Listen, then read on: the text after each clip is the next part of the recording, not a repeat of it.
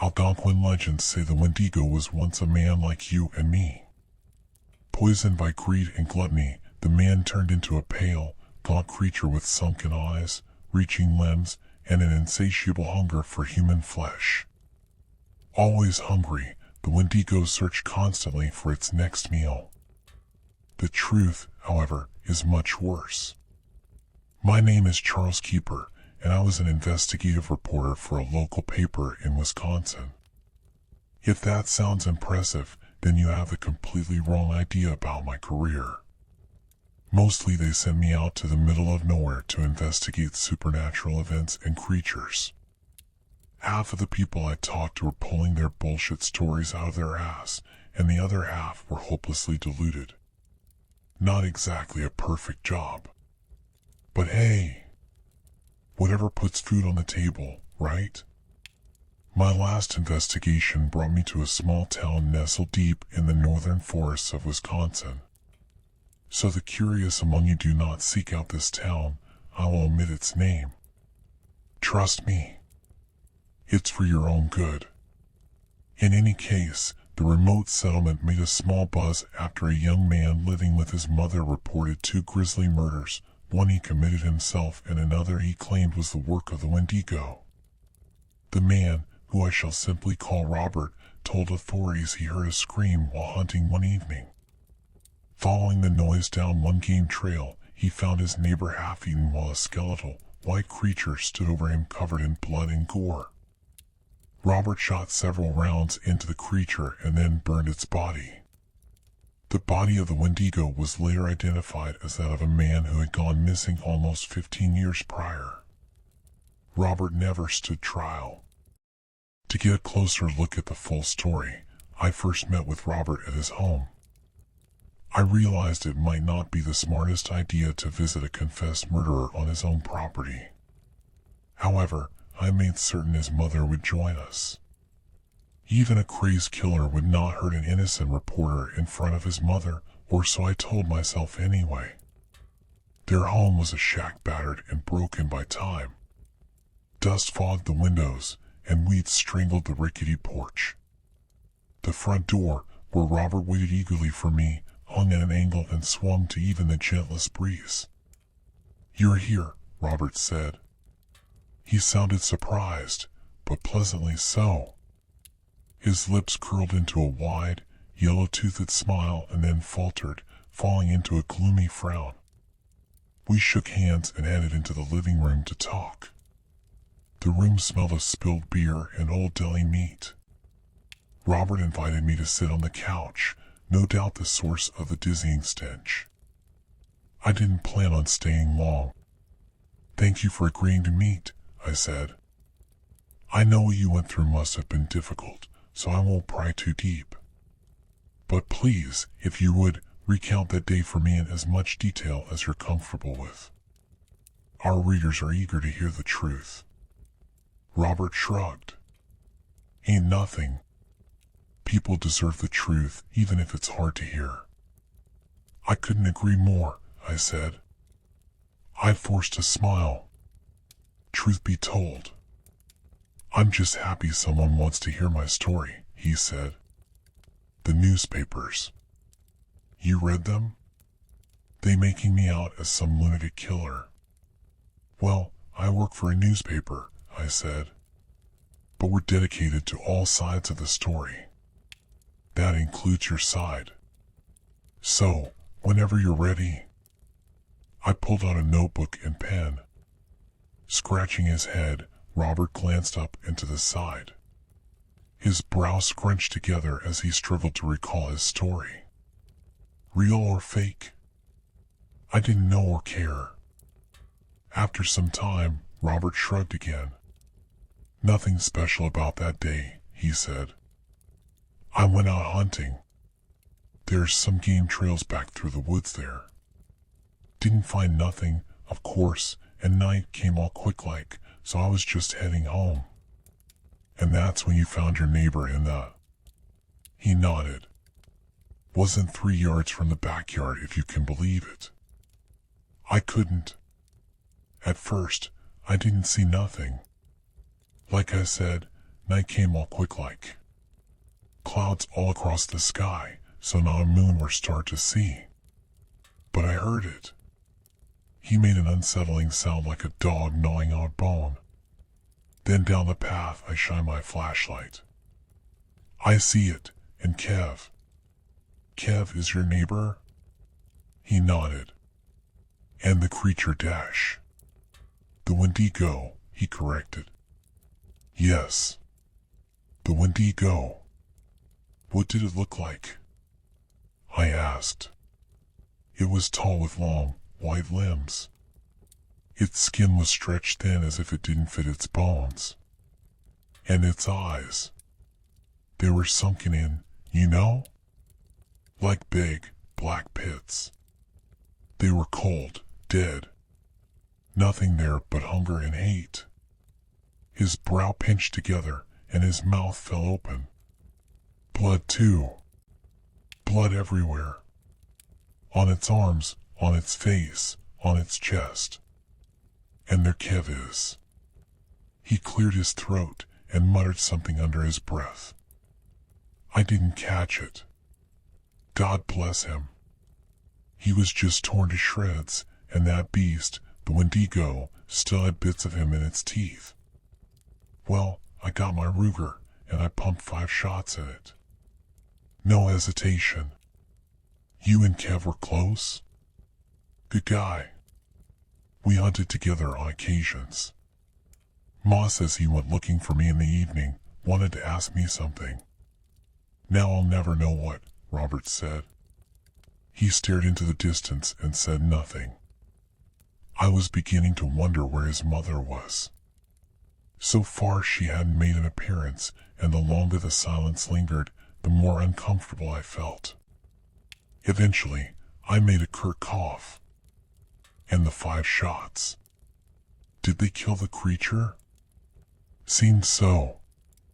Howled something awful and fell to the ground, Robert said. But I don't take no chances. I knew what it was as soon as I saw it, and I know the legends. Only fire can kill a Wendigo. So, I ran back home, got some gasoline, and lit that fucker up. His face spread into a proud smile. I said. The police identified the Wendigo as. Yeah, I know, Robert interrupted. But I didn't know him.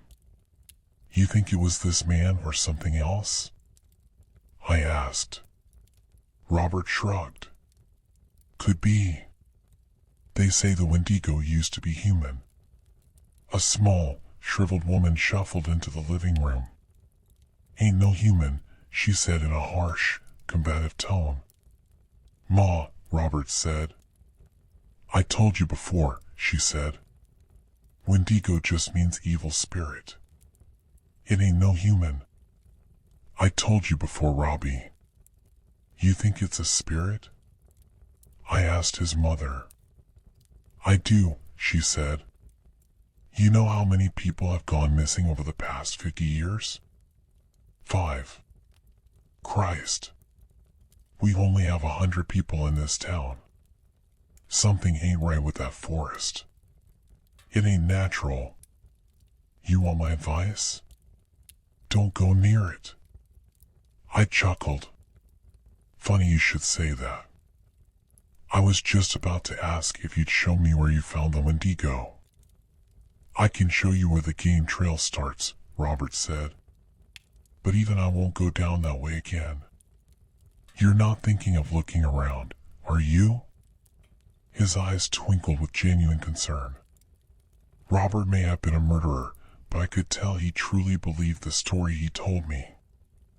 I pitied him. You already killed the Wendigo. What do I have to fear? I said. The wrinkled, old woman scowled. Don't go looking for trouble, she said. 'Cause you'll find it, and you'll be sorry. A good reporter would follow up on the story with the police. If Robert's mother was right, the town had too many missing persons than could be explained. But I am not a good reporter. I wanted to go home. It didn't matter whether or not I got to the bottom of the story. My readers would still eat the garbage up anyway. So, I went out into the woods looking for more Wendigos. One night in the forest, and I call the story finished. It's not like I expected to find anything. The forest was a forest.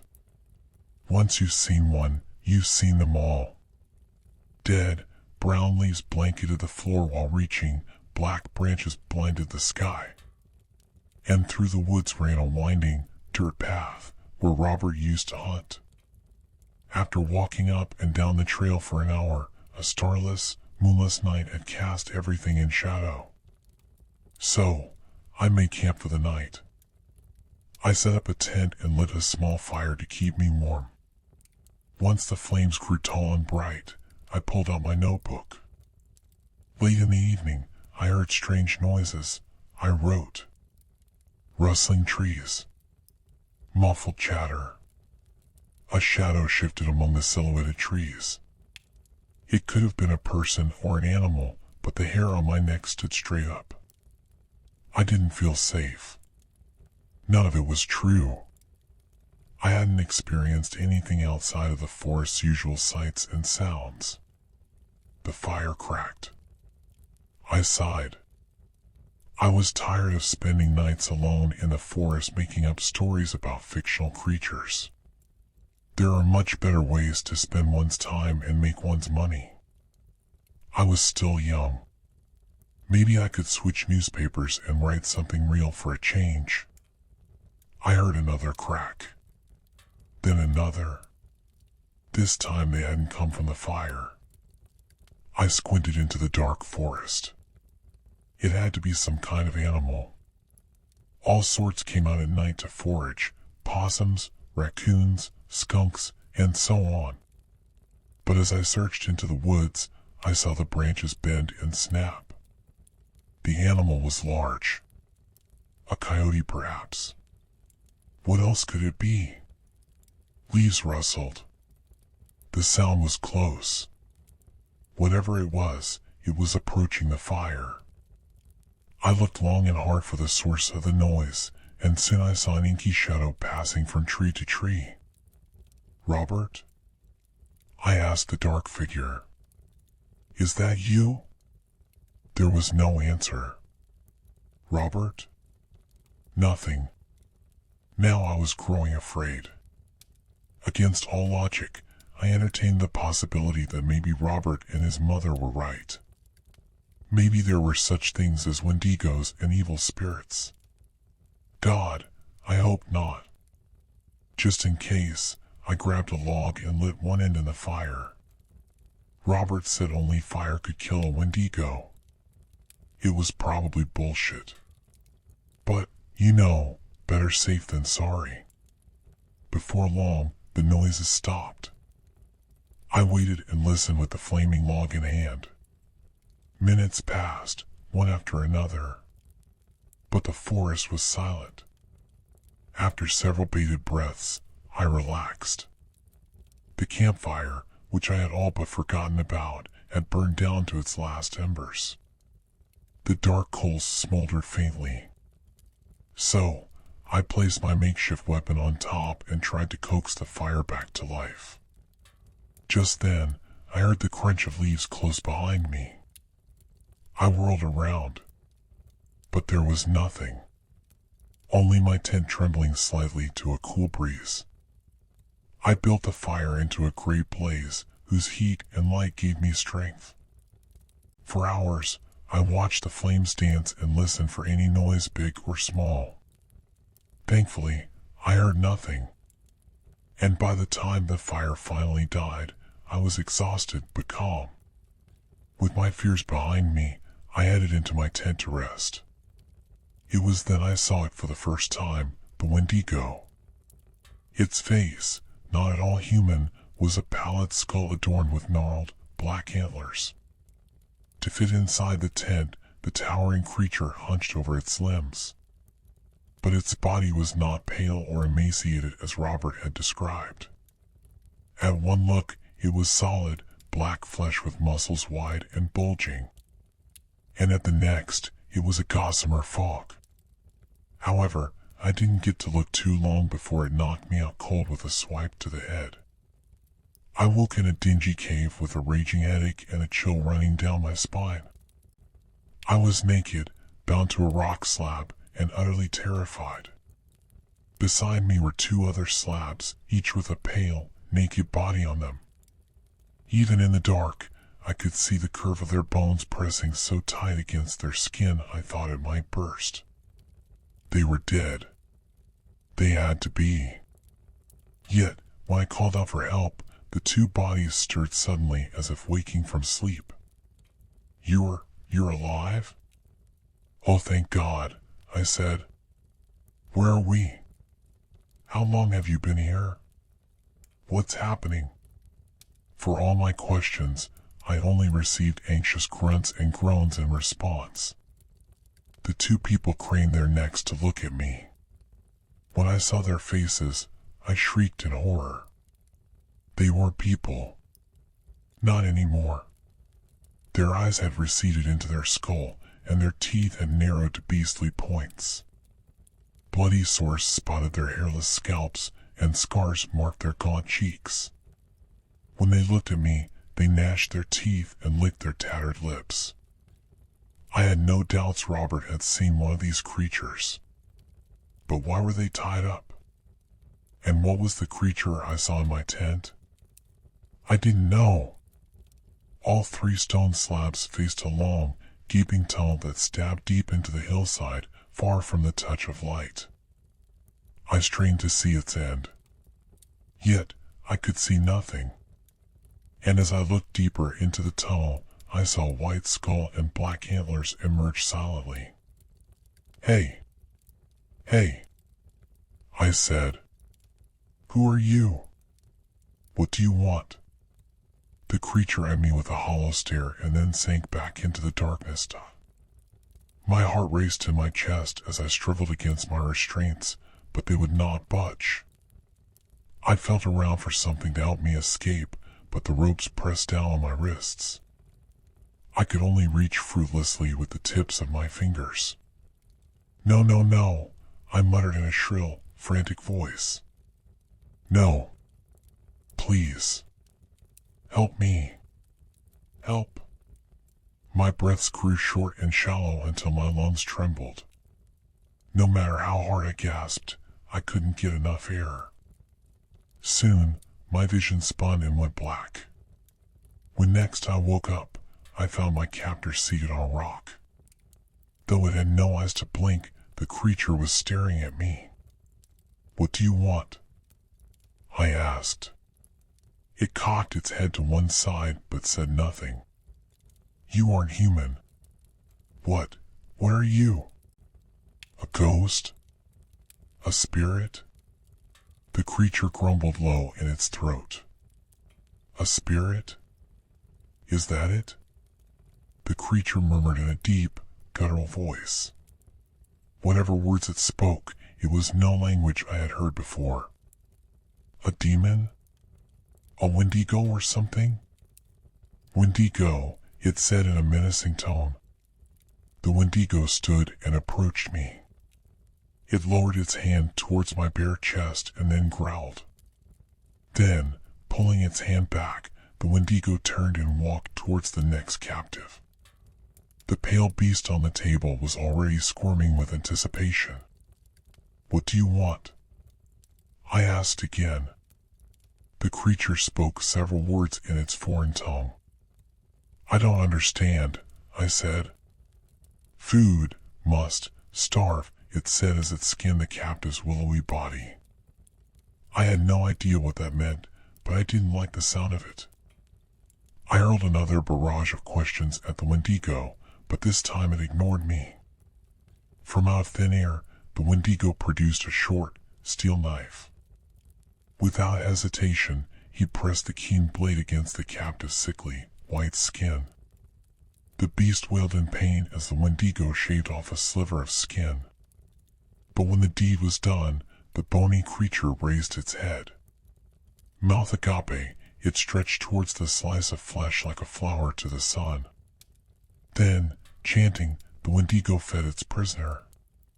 In an instant, the meager strip of skin was gone, consumed without second thought. But the chants continued for several moments more, and when they finally ended, the pale beast began to whimper. It shrank in on itself and trembled visibly. Delighting in its fear, the Wendigo chuckled. Then, after a long, disturbingly silent moment, the Wendigo thrust its hands into the beast's stomach.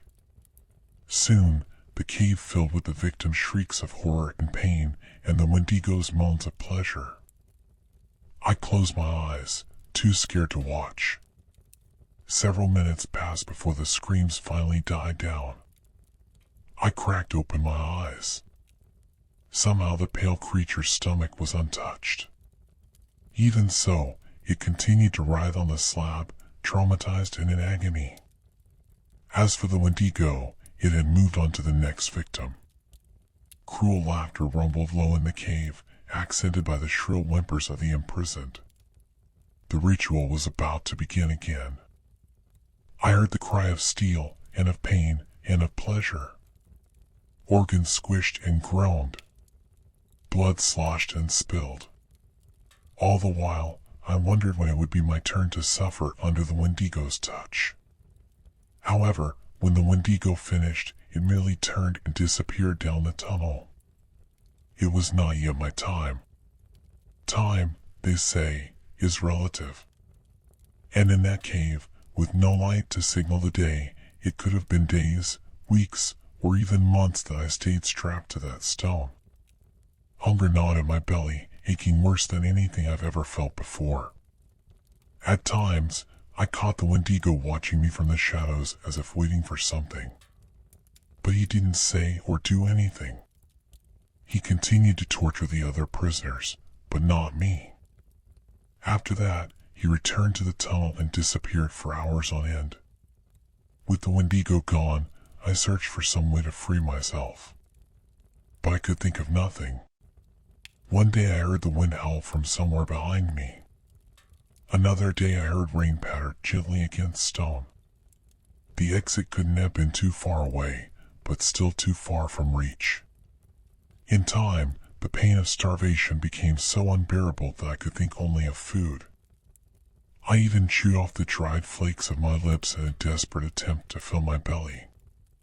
But it didn't even touch my hunger. God, I would have eaten anything if you put it in front of me. Of course, this was exactly what the Wendigo was waiting for. Food must starve, it had said. It didn't take long to figure out what that meant. I had watched the Wendigo enough to know it wasn't torturing the other prisoners. It was feeding off their pain, their starvation, their hunger. When the Wendigo stood before me one day, I knew it was time. I had starved enough. My heart quaked when I felt the Wendigo's short, steel blade, but I suffered the pain with pride. I didn't shout. I didn't cry. The Wendigo had not broken me yet. And when my flesh was forced into my mouth, I spit it back out at the cruel spirit. However, the Wendigo didn't care. It hacked off another chunk of meat, grabbed my jaw in a firm grip, and shoved the flesh down my throat. As I swallowed my pride and flesh both, the Wendigo muttered in its demonic tongue. The words meant nothing to me. Even so, I felt a strange sensation seep into my veins as if my achy, unrelenting hunger had expanded out of my stomach and into the rest of my body. While I pondered what was happening to me, the Wendigo forced its hands into my abdomen. Its fingers throbbed as they wrapped around my stomach, twisting it and tearing it open. My entrails surrendered to the Wendigo, bursting under its strong grip. The pain was unimaginable. I roared in agony while the Wendigo moaned in delight. No man or woman should have to endure what I did. Worse than the pain and the Wendigo's pleasure was the knowledge I could do nothing to stop it. I was helpless. Not just then, but for years. I thought I would grow accustomed to the torture, resign myself to it. But pain is a funny thing. When you feel it intense enough and often enough, you don't grow numb to it. You grow more sensitive. It traumatizes you. Every moment of every day, you fear it. Scared and helpless. That's what I was for so many years. You may wonder how I survived so long on just meager scraps carved from my body. The Wendigo did something to me and the others. Call it a spell or a curse or whatever you want. But I survived. I survived and I starved so the Wendigo could feed for years to come. What that creature did, it changed me. Slowly, almost without notice, I became like the other prisoners. My hair fell out, my eyes sank into my skull, and my skin drained of all color. Even my thoughts had started to disappear, consumed by an irresistible, insatiable hunger. I could only cling desperately to my humanity. I forced myself to recall my favorite songs, my hobbies, and my family's faces. But it was all fading so fast. Soon, I knew, soon there would be nothing. What's more, I heard things. Deep within the lightless tunnel, thin, ghostly voices murmured and growled. I caught only the echo of their words, but it was enough to convince me I had truly gone mad. Regardless, I did escape that cave eventually. That fateful day began not with my freedom, however, but with the freedom of another. Some time after feeding, when the Wendigo had returned to its tunnel, one of the prisoners rose from its slab. With a jagged rock in hand, it walked to the center of the cave and looked at the path behind me, where a soft wind murmured. I could barely believe it.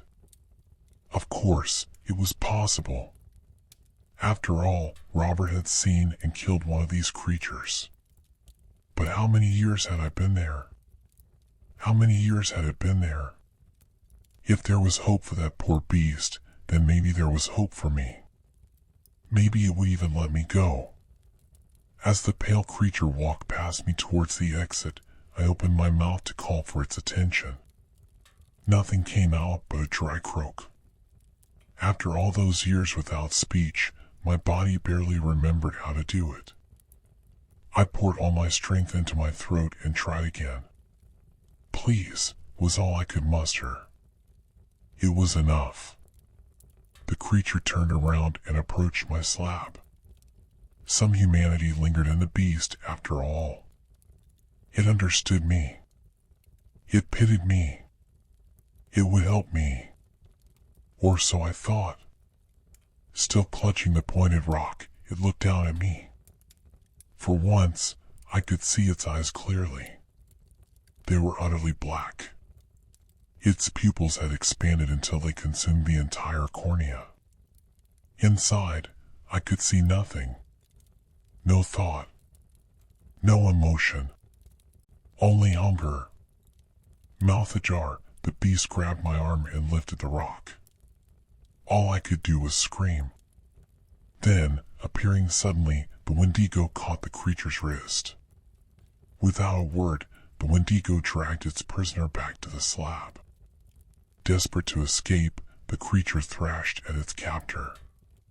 It clawed and scraped and bit, though to no avail. The Wendigo took the abuse without complaint.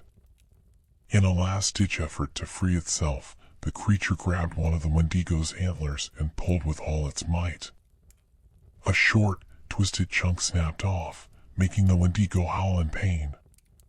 For an instant, the creature was free. However, it only managed to take a step before the Wendigo returned to its senses. With the back of its hand, the Wendigo struck its prisoner across the face. Keen, crooked teeth sprayed across the cave. They tinged against the cold stone like death bells ringing. Fueled by rage, the Wendigo thrust its hand through the creature's chest. Blood splattered over the prisoner beside me, who licked up the hot liquid without remorse. Now one prisoner short, the Wendigo sighed and muttered something in its ancient tongue. Then, it grabbed the bloody corpse and dragged it into the tunnel. Halfway down, before disappearing from sight, the Wendigo stopped and looked back at me. A shiver ran down my spine. I clutched my fists tightly. In one of them was a tooth that fell like a miracle into my hand. I prayed to any god that would listen not to let that miracle be taken away. And perhaps one of them heard me, because the Wendigo turned around and sank into the darkness. Uncertain how long the Wendigo's absence would last, I waited. The tooth would be my key home, but I had to be smart. As I expected, the Wendigo returned shortly. It would not let a slab sit empty, so it slipped past me into the free world, where it would soon find another victim. After several anxious minutes, I began my work. The tooth I received was a molar. It wasn't sharp enough to cut a rope, so I honed it against the stone slab. It took hours to narrow the tooth to a razor-like point, and just as I began to saw through my rope binds, I heard the rustle of cloth against the cave floor. It was the Wendigo dragging its prey. This time it was a girl. Blonde. In her mid-20s, I guessed.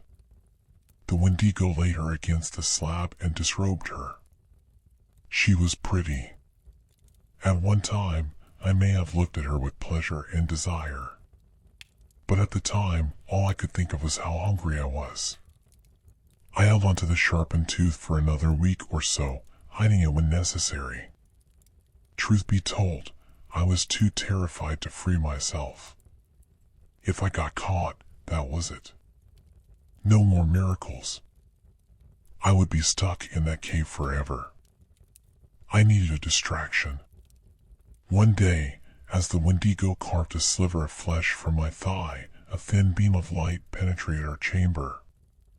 The light was weak, as if it had come from somewhere far off. But it might have well been the noontime sun. I hadn't seen light in decades. Although the light flickered and slipped away, the sound of footsteps echoed throughout the cave. As soon as it heard the sound, the Wendigo dropped its knife and vanished into its tunnel. What it feared, I couldn't say. Your guess is as good as mine. But it was an opportunity, and I took it.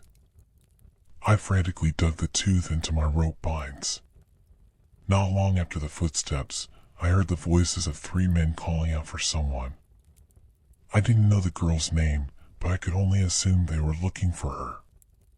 The ray of light flashed our way again, this time wider and stronger. I glanced at the girl. She struggled against her own binds, but to no avail.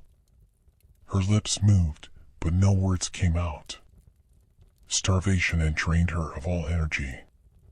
She was helpless, just as I had been so many times before. But not this time. This time I would be free. I hacked through my restraints even as the men's voices faded along with the thin, shifting light. Knees wobbly, I pushed myself to my feet. I gave one last look at the depthless, black tunnel and left as quickly as my legs would allow. The whole time I wondered if the Wendigo would drag me back to the slab or kill me as it did the other prisoner. However, luck shone on me that day. After several minutes of raggedy breath and throbbing anxiety, I stumbled through the mouth of the cave into freedom. For a man that had not seen light in years, the moon and stars were blinding. And though I shielded my eyes from them, their presence gave me hope and comfort. Gaunt and naked, I ran through the woods in search of civilization. At some point, I collapsed from exhaustion. But when I woke again, I returned to running, bound by fear and hunger. It was midday when I found a dirt path that woke between the trees. I followed it until I came into contact with a young man on a hike. Naturally, his first response was to scream. "Please," I said. It was the one word I knew I could say. And this time the hiker responded with kindness and concern. Despite the horrific transformation I had undergone, he could still tell I was a person.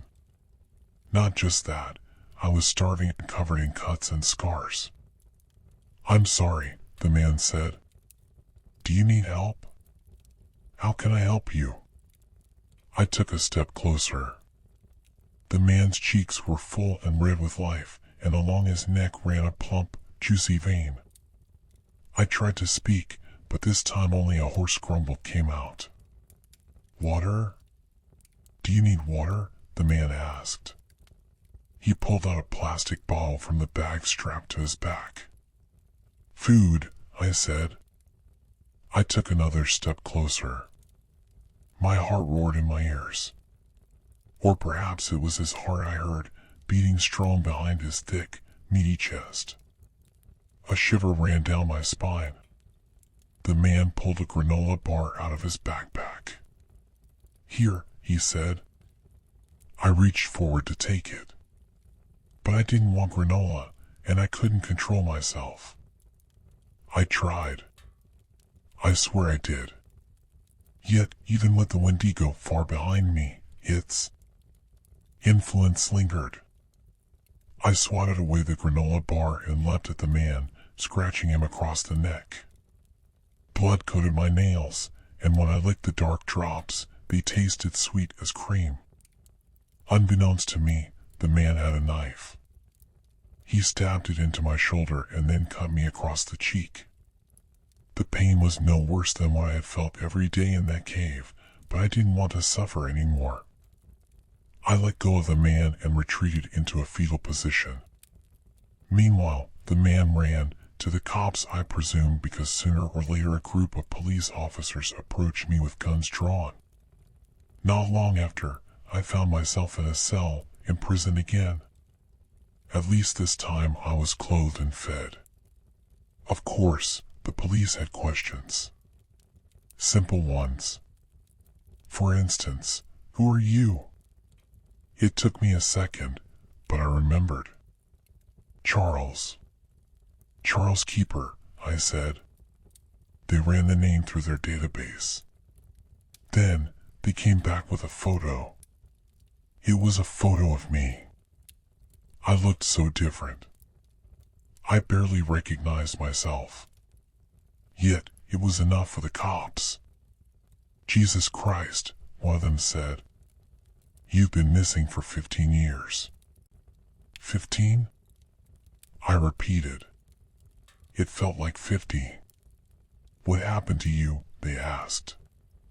Their eyes studied me closely, never once letting up or looking away. I cowered into my knees. I said nothing. When the silence dragged on too long, they held up another photo. Do you know this girl? It was the girl from the cave. I flinched at the sight of her. You do, don't you? I looked up. It hurt to meet their gaze, but I met it anyway. Please, I said. I didn't want to think about her. I didn't want to think about the Wendigo. Please don't. I can't. Can't what? One cop asked. By the color of his face and the volume of his voice, I could tell he was angry. She's been missing a week. Her parents are worried sick. They want to know what happened to their baby. And you can't tell us? You won't, I stuttered. We won't believe you, another cop finished. I nodded. Go on. Try us. If you tell us where she is, maybe we'll forget about the man you assaulted in the forest, another cop added. I had no choice. They wouldn't let me leave until I told them, so I did. I told them everything. At times, I caught them looking among each other, thinking no doubt that I had gone mad. But on the whole, they were receptive. They tried to make reason of my story. Maybe the Wendigo was just a man in a costume. Maybe the trauma of my torture had altered my memories. In any case, 2 of the cops happened to be part of a search party that investigated the cave the night I escaped. Even if my story was a lie, it didn't matter so long as they found their missing girl in the cave. They asked me to help them find her. There were simply too many tunnels in the cave for them to find her on their own. but I refused outright. Nothing would bring me back to that cave. The thought of it triggered such a severe panic attack that they let me go without another word. Since then, I have readjusted to life as best I can anyway. At first, food tasted sour, but for the most part, I've gotten used to it. I just take my steaks rare now. I found myself a lady too. She's decent and sweet, and she helps me forget about the times I suffered. She doesn't believe my story. I can sense it in the tone of her voice whenever the subject comes up, but she knows better than to tease me. As for the missing girl, the police never told me if they found her. I haven't heard anything from them since they released me. I hope they did find her. I really do. But in the many years that have passed, it never once occurred me to find out. To tell you the truth, this is one story I don't want to see to the end.